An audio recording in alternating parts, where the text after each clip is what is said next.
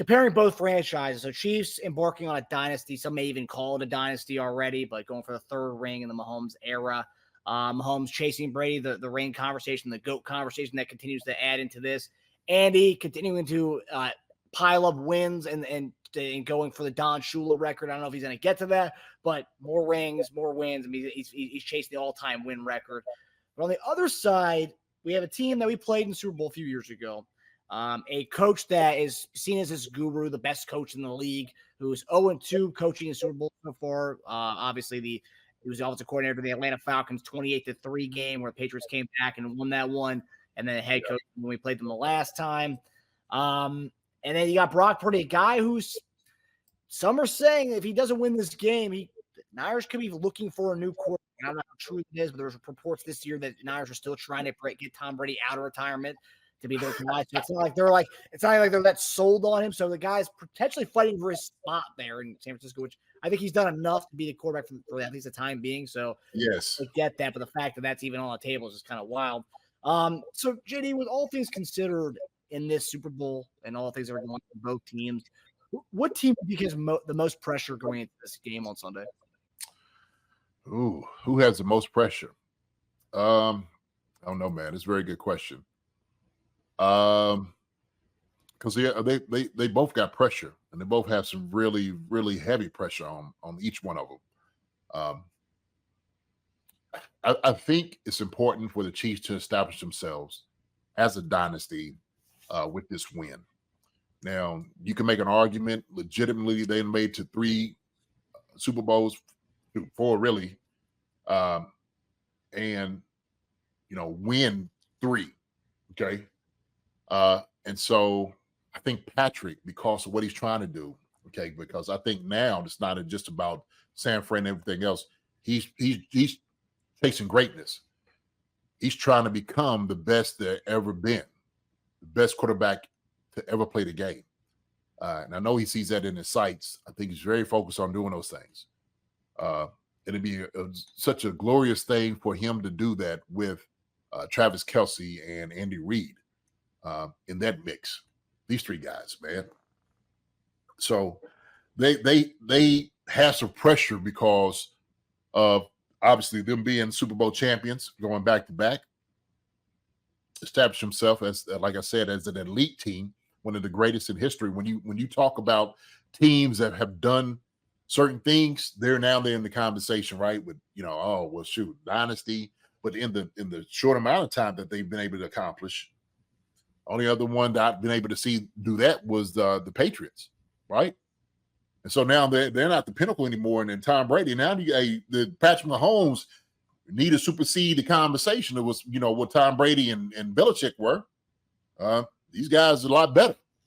And so that's always good to be, included in that conversation. So we look at San Fran. San Fran has found a diamond in the rough with Brock Purdy. Brock Purdy's not going anywhere. Okay. What he's been able to accomplish in a short amount of time has been phenomenal, especially from where he's come from. And I think they finally got a quarterback of the future. The guy they had before, Jimmy G, Brock Purdy got him to where they needed to get to, right? If he hadn't gotten hurt, they say, oh, well, he might have made the Super Bowl last year. Well, he makes it this year. He's got a lot of talent around him, no doubt about it, okay? But I think he's kind of embraced the role of what they've been able to do. Shanahan has found his project to say, this is my guy. He understands exactly what I'm able to do and how I want him to do it.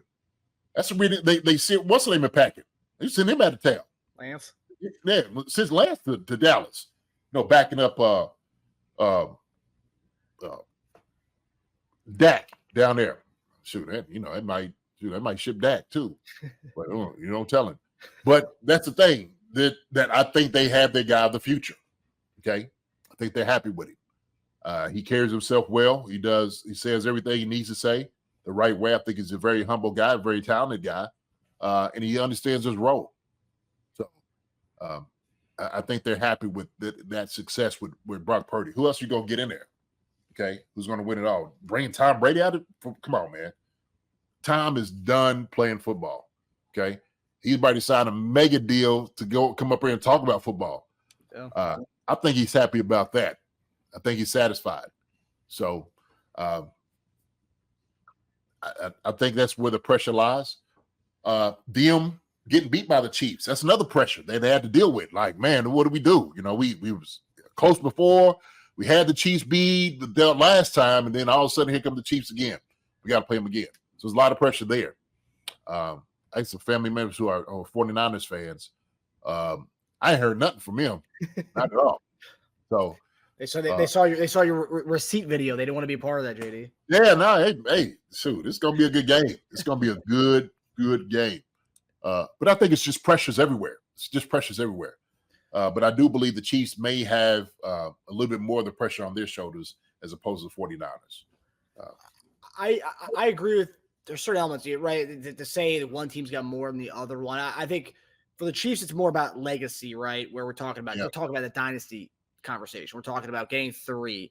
We're talking about Mahomes, on pace to chase Tom Brady. We're talking about Andy Reid on pace to go get Belichick, or even chase Downfield with the all-time wins. And so we're talking about those kind of things. But then at the same time, San Francisco, look at that conversation. San Francisco, they've been to 3 straight NFC championships, no Super Bowl in those 3 years. 4 of the last 5 NFC championship games. Yeah. Last time they were in the Super Bowl, lost to this team. And I think with us, where we were kind of playing with house money, for the most part, I said on the show before that there was a point in the season where I was scared and I think we were going to, get far this year. And a lot of people talked about this year being a kind of a retooling year for the Chiefs. The second part of the dynasty. We saw the first half of the New England dynasty. There was kind of a retooling there. Then they went back to it again. They kind of retooled their team a little bit. Whereas this year, I didn't think there was a chance we weren't going to be here. And I think since this run we've made, second half of the season, or towards the end of the season and getting to the playoffs, we're on this playing with house money. Like a lot of people doubt us. A lot of people didn't expect us to be here. And hey, we still got here because once the lights became the brightest in the playoffs, we got to this point where it's like San Francisco, on the other hand, they've been the 1 seed all year long in the NFC. They've been the top dog. They've been the Super Bowl favorite since I think week 5 of the season. Even after the Baltimore game, I still think they were the top team to win the whole thing. So yeah, there's pressure on the team that everyone had the Super Bowl kind of odds going in their direction. And then the head coach guru that everyone's been playing up is Kyle Shanahan. He's one of the best head coaches in the league, this brightest mind. But at what point does that become, well, when are you going to bring me some hardware for that? Because yes, it's one thing to be the greatest offensive mind. The hardware comes into play here. And then we talk about the Brock Purdy thing. I think he's safe. I think he'll be the quarterback. But I think people are already starting to look at if the Niners, for whatever reason, don't win, they have a look at their whole team in totality. They have a great team. There's no reason why this team should not be bringing home a Lombardi. But Purdy's going to be the guy they're going to look to it. Will he be the scapegoat? We'll find out next week if he's a scapegoat. No. Listen, it's hard enough to get to a Super Bowl. It's very hard. And we've seen a lot of talented teams this year, okay, that we thought might have been on that Super Bowl train, getting there, whatnot. I think, Marcus, to be honest with you, if a coach he's winning. Shanahan is winning. He's getting Super Bowls. That's what you want. You want that opportunity. A lot of guys just don't have an opportunity getting there, coaches wise. I don't think for him, he wants it. He tastes it. I mean, it's there in his grasp. It's so close that he almost feel it. He could just, right? It's just getting over that hump of that win. But if you got a coach that is that accomplished, who has gotten there to the big dance, it'd be hard for me as a team, as an owner, to move past a guy like that. Oh, no, I'm not saying they're going to move past. I'm just saying as far as having that pedigree of you are seen as this coach, you haven't grasped, you haven't gotten it, right? There's all this hype around you, but you never get it. And that's where the pressure comes from. Where I mean, I get that part. Yeah, he's pressured. His dad, was a hell of a coach. He done made it, 1-1. A few of them, didn't he? I don't know how many Shanahan won. How many he win? 2? Was it 2? I think 2. He won. So, yeah, that pedigree, right? He's trying to establish himself, and it's still that Shanahan name, right? It's like, part of his legacy he's trying to do.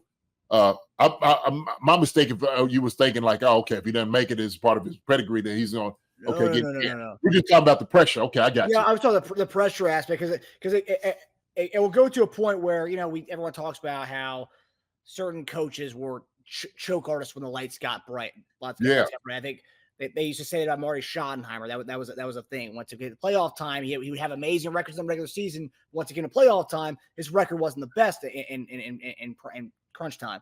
Whereas, my apologies, sir. My apologies, sir. You're good. Yeah, my apologies. I thought you were. Go ahead. No, I was gonna say, but do you think though, they're talking about pressure mounting, if he gets to another Super Bowl and he loses to the same exact team he lost to a few years ago, and yes, you got the Super Bowl, only 2 teams get there, but you're 0-3 as a coach, losing in the Super Bowl. At that point, you might have a label that comes with you, like, oh, and Andy Reid used to have this label up until he had Mahomes. He had that label. I hear you. I mean, shoot, if I had that label, oh, you getting there to the big dance, I'm like, look, at least I'm getting there. Yeah. Okay. I know there's 30 other teams that's at home. All right. Other coaches that would love to be in this position. Right. Our guys are fighting. We're fighting every day, every chance we get to be in there. Right. And getting over the hump. I get it. That would be the most frustrating part is because if you don't deliver, right, you don't deliver. That's just, man, that would be frustrating on his part. And, of course, obviously 49ers, we seen Buffalo, how they had to deal with it back in the past, getting in the army. Man. Yeah, Mark Levy was another one that's so people still bring them up. I think, he does have a lot of pressure on him in that regard.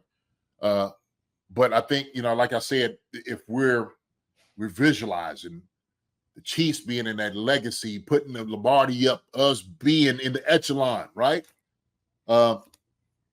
We just got to go ahead and maintain, play mistake-free football, no turnovers, and just going in systematically, just breaking them down. I think that's what we just have to do, man. We got to focus on that and concentrate on it. Like I said, all the other noise out here. And matter of fact, this will even be more glorious because of the year that we went through, right? I told you. I said, look, we didn't want an easy road. We didn't want it. All the problems, all the drops, everything you want to bring up. Now, the whole deal with his dad, getting a DWI and, all these things. Hey, man, these guys persevered through it all. They persevered through every single part of it, okay? Every single thing. Got a starting defensive end out. We ain't bat an eye. Nobody blinked the entire time, especially on the team. So if you ain't riding with these guys, I don't know what.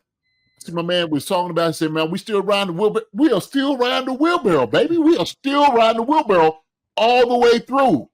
Now we'll leave on a limo when we leave up out there, Joker. Yes, sir. We still doing the wheelbarrow or ride on a limo.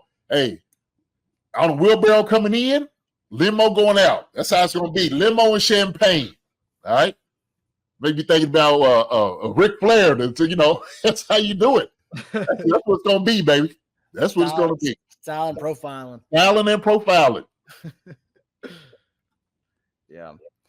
Yeah, I mean, either way, I think there's pressure from all sides. Of course, it's Super Bowl, but like from an individual accolade perspective, you have the pressure for so many different guys in this game. But team totality wise, we're looking at dynasty. They're looking at just getting one with the unit that they have, and I think the dynasty aspect. That's just so many guys are a part of that on the squad. Yeah. Hi, everybody. Thanks for watching. Subscribe here to get the latest from the show. Also, be sure to check out the best clips from Chief Concerns. And if you prefer to listen to the show, subscribe and follow us on Apple Podcasts, Spotify, and anywhere else you get your podcasts.